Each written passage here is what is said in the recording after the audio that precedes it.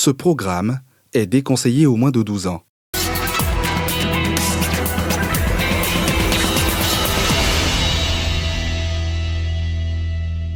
Il dit, bon, donc tu sais que toi, ton enfant, il est criminel. Et puis tu ne peux pas aller à la police pour signaler pour qu'on l'arrête. Et c'est lui qui est en train de tuer les gens.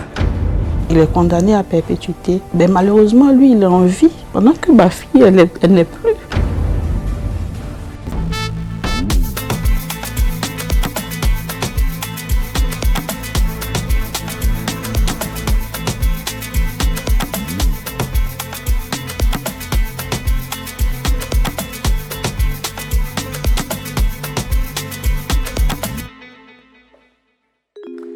Son nom résonne désormais comme un symbole.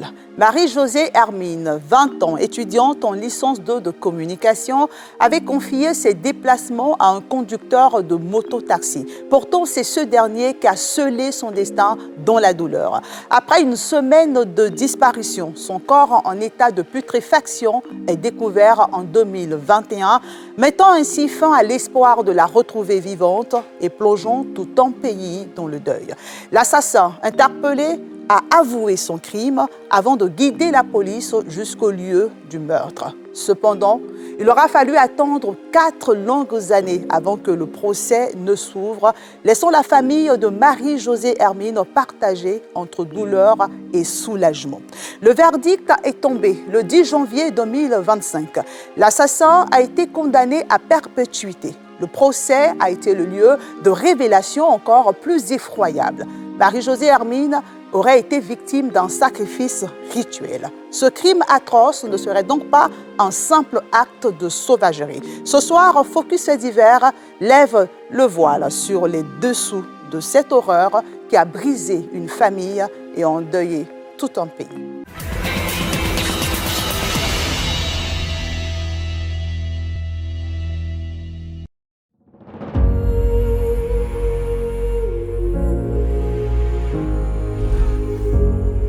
Mercredi 8 janvier 2025, Bouaké. 4 années que la famille de la victime Hermine est dubitative quant à la tenue effective du procès des meurtriers de leur fille. Mais l'euphorie laisse place à la stupeur lorsque le procès, maintes fois reporté, est programmé dans 2 jours. Priska, la sœur aînée de la victime, avec laquelle elle avait une relation de mère à fille, est si hantée qu'elle rêve de la défunte.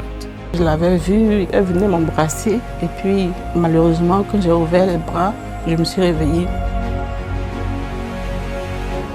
Des rêves aux nuits blanches, ce qui intrigue véritablement Priska, la sœur aînée d'Hermine, c'est la peur d'affronter le regard glaçant et sans limite d'un psychopathe dépourvu d'empathie et doté d'une assurance particulièrement déstabilisante.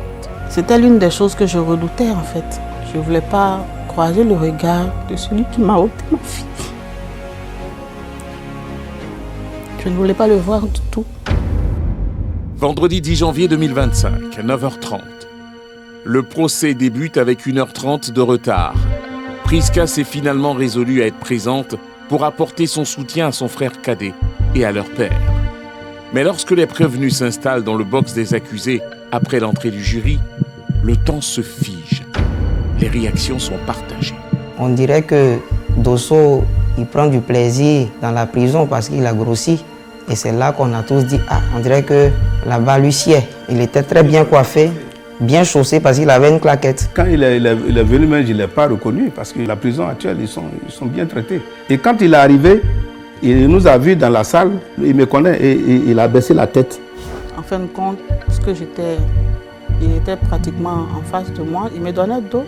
Mais il était devant moi. Il ne pouvait pas baisser la tête durant tout le procès. Donc je l'ai vu.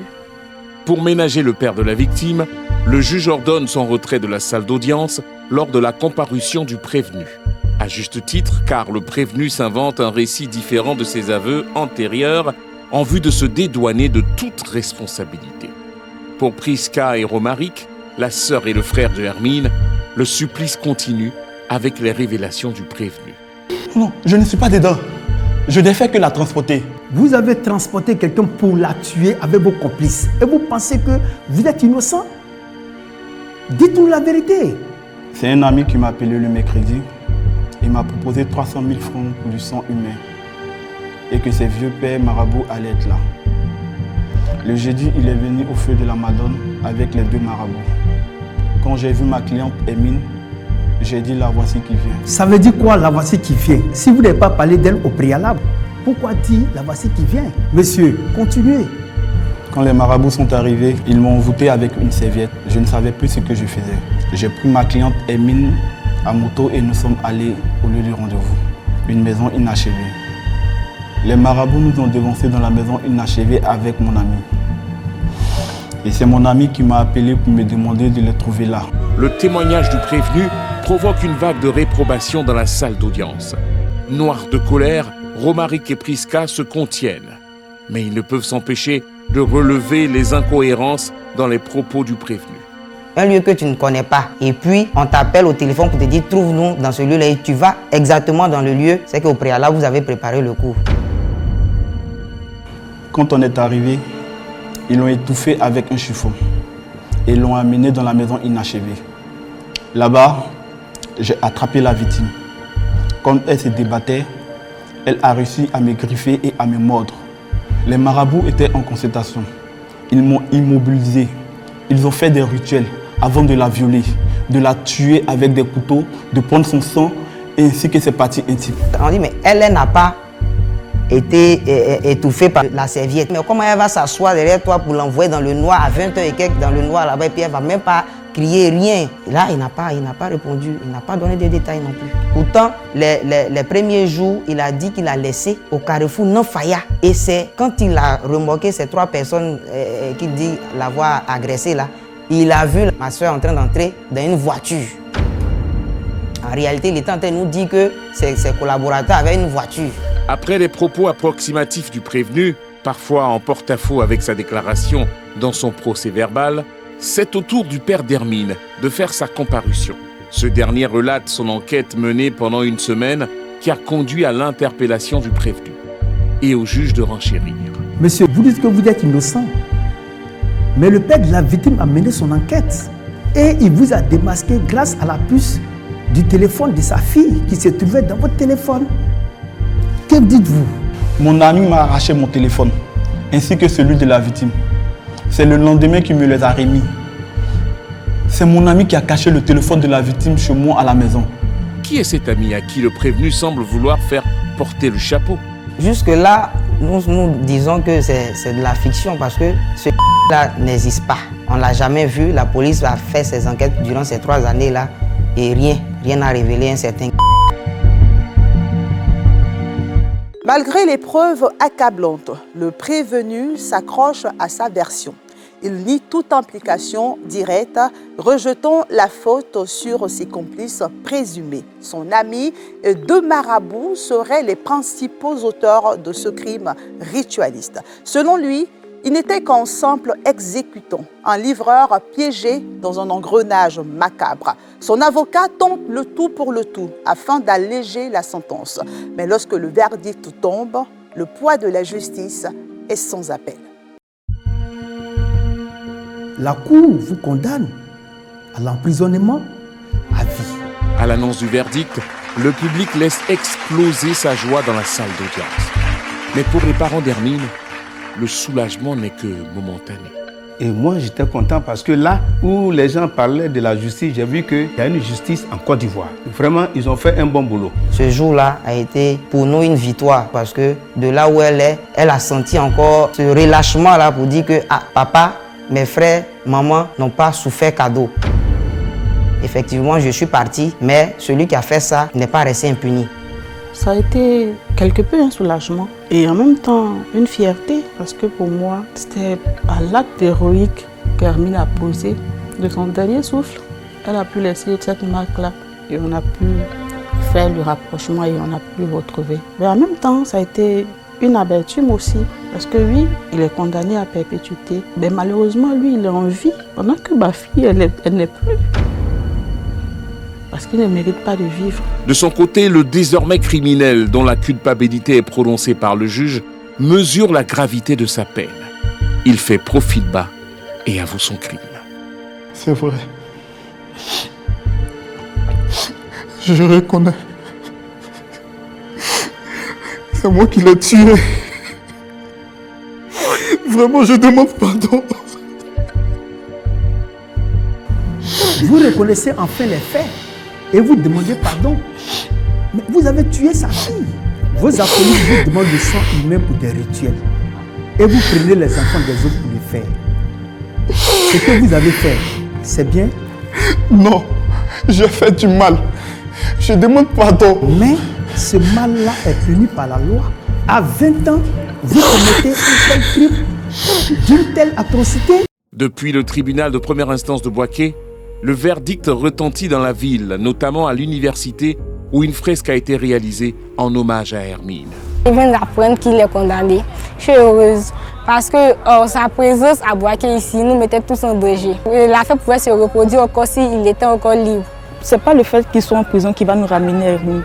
Ça nous fait mal, mais justice a été rendue. Et on espère que toute personne, en tout cas tous ceux qui vont faire cela, puissent être derrière les barreaux. Aujourd'hui, c'est Hermine qui est partie, ça pouvait être moi. Le viol, suivi du meurtre barbare et gratuit d'Hermine, n'est pas sans conséquences chez les populations de Bouaké, notamment les étudiants, qui tiennent la dragée haute aux conducteurs de mototaxi. Depuis, notre camarade a été sauvagement assassiné, la prudence a pris l'ampleur.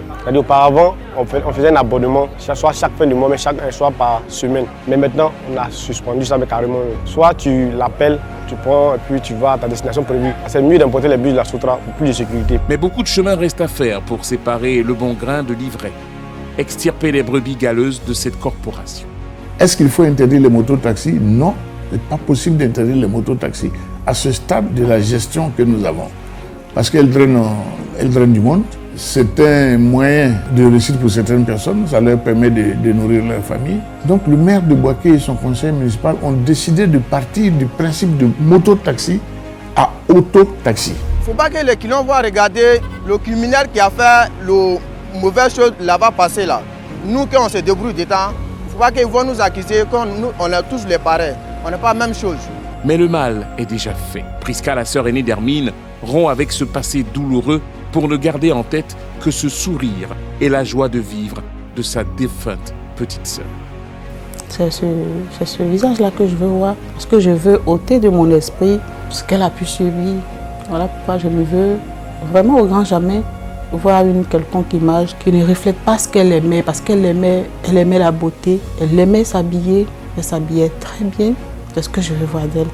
Outre le frère aîné du criminel que nous avions interviewé en 2022, ses parents ont brillé par leur absence durant ce procès. Une attitude qui pourrait se comprendre par la lassitude de ces derniers quant aux dérives de leur fils, à en déduire par leur réaction au lendemain des faits. J'ai dit à son papa, mais regardez ce que ton enfant a fait. Il a tué ma fille. Il dit, c'est à cause de ça, on m'a appelé, j'étais à Yamoussoukro. Que cet enfant-là, je suis fatigué de lui. Si on peut le tuer, pour que je sois libéré.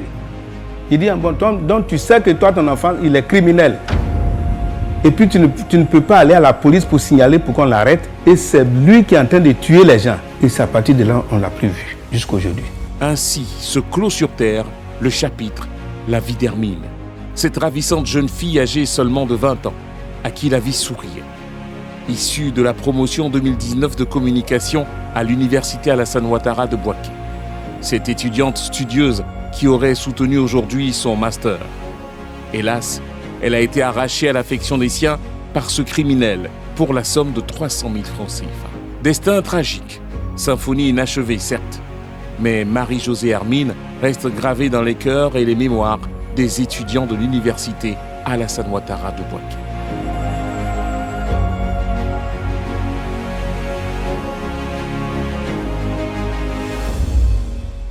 Condamné à la prison à vie, le criminel n'en serait pas à son premier forfait.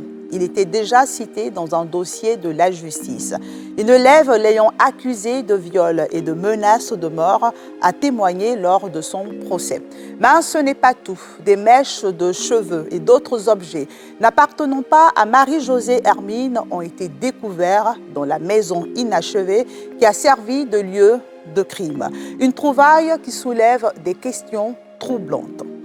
Marie-Josée Hermine restera à jamais dans le cœur de la Côte d'Ivoire entière. Faites un tour à l'université de Bouaké et vous verrez son visage sur les murs de cette université. Un hommage poignant à cette jeune fille, brave et joviale, arrachée trop tôt à la vie.